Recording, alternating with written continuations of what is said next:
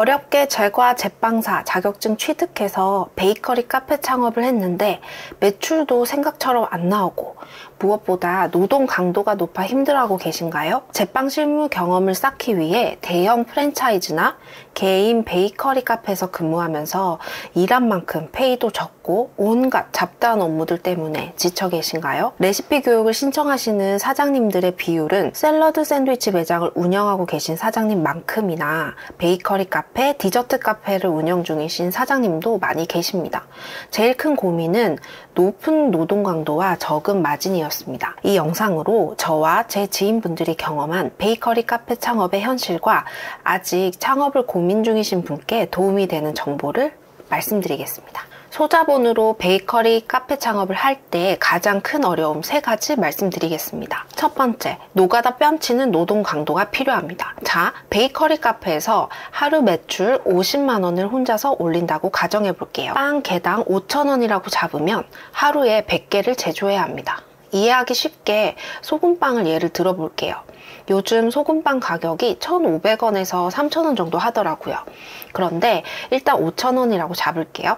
그나마 간단해 보이는 소금빵을 100개를 생산하기 위한 작업 시간과 노동 강도는 어느 정도일까요? 소금빵은 반죽과 성형이 간단한 편이지만 버터 삽입 및 발효 과정에서 세심한 작업이 필요해 노동 강도가 완전히 낮다고는 할 수 없습니다. 재료 준비가 한 약 30분 정도 되고요. 버터는 소금빵 속재료로 사용되므로 미리 준비해 놓습니다.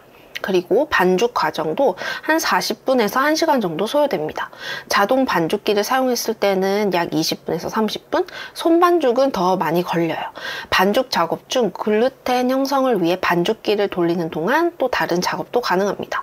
1차 발효는 약 1시간 정도 걸리고요. 그 다음에 분할 및 성형은 한 1시간에서 1시간 반 정도 걸립니다. 이때 반죽을 약 한 50에서 60g씩 100개로 분할하거든요. 일일이 다 수작업으로 다 해야 됩니다. 분할 후 각 반죽을 또 얇게 밀어버린 후 또 버터를 삽입해서 성형해야 돼요. 100개 성형은 작업 숙련도에 따라 1시간에서 한 1.5시간 정도 소요됩니다.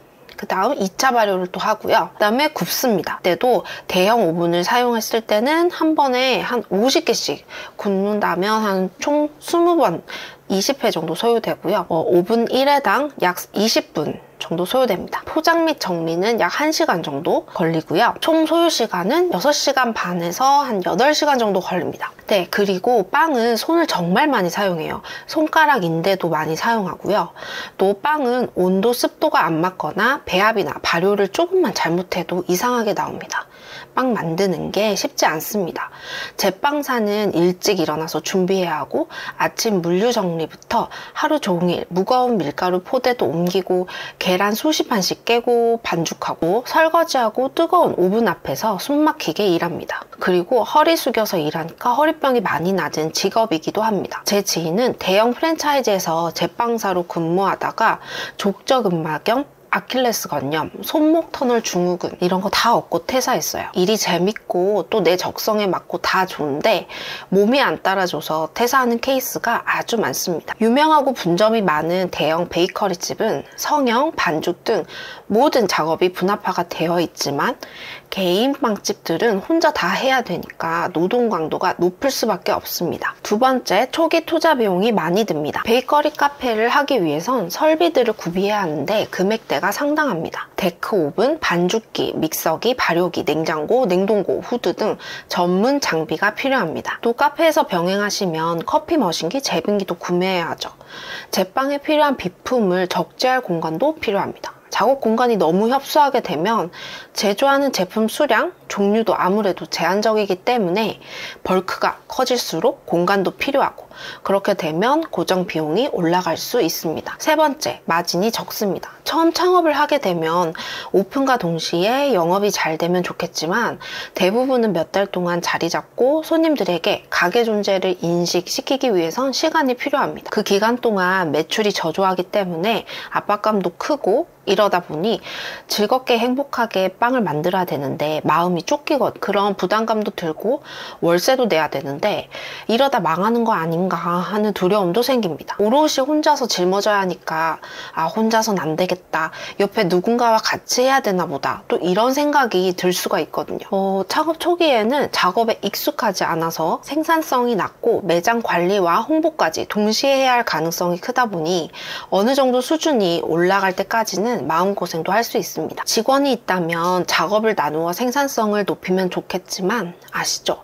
인건비 한 명이 뽑아야 되는 매출은 인건비의 3.5배 정도는 쳐줘야 합니다. 치열한 경쟁 속에서 몸은 힘들어가고 원자재는 또 높아가고 원재료 가격이 높다 보니까 이것저것 빼면 마진이 적습니다. 내가 투입하는 노동시간도 비용으로 계산해야 되니까요. 만약 제조하는 강도가 낮으면 그만큼 그 시간에 다른 업무를 볼 수 있거든요. 이 외에도 베이커리 제과 제빵은 건강에 좋지 않다는 부분이 있습니다.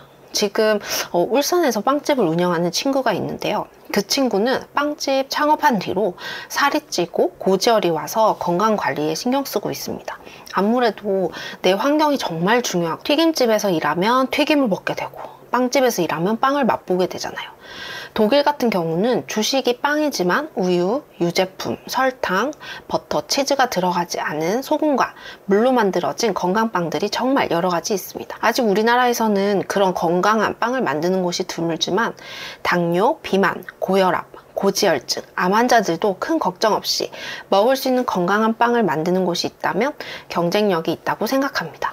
하지만 그만큼 단가는 올라가겠죠. 또 빵을 주식이 아닌 간식으로 찾는 점, 유행과 트렌드를 쫓기 힘들다는 점, 동네 개인 빵집은 프랜차이즈가 들어와 버리면 경쟁에서 밀리게 돼서 기술을 잘 배워도 딜레마일 수 있습니다. 베이커리 카페든 빵집이든 지금은 그냥 창업하지 않는 게 돈 버는 거예요. 제가 제빵사 하다가 중식조리사로 갈아타서 배달 중국집 장사를 했는데 가게 맞은편 20m 거리에 중국집 식당이 들어왔어요.